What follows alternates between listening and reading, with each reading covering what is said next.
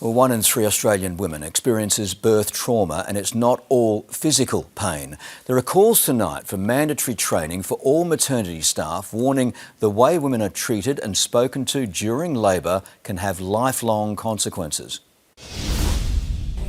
Newly born Tommy struggles to breathe.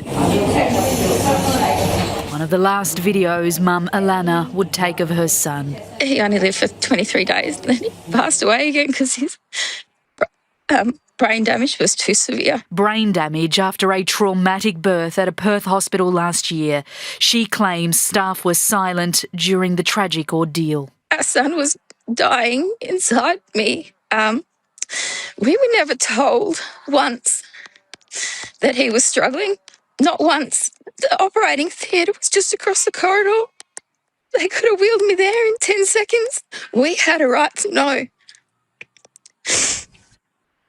We had a right to know. Advocates say while birth emergencies can't always be prevented, better communication can help.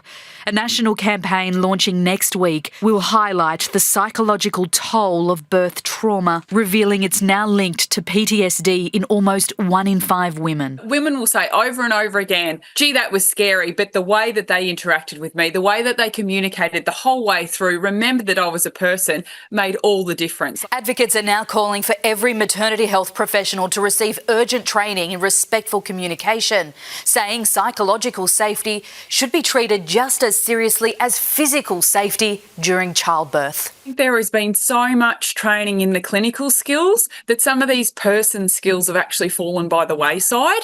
And it is just remembering that these women are actually humans and they just want a good experience. The peak body representing obstetricians concedes not enough is being done to help women postpartum, holding a roundtable with experts last week, calling for maternity care to extend a year after birth. 10 months on, Alana knows the trauma will stay with her forever.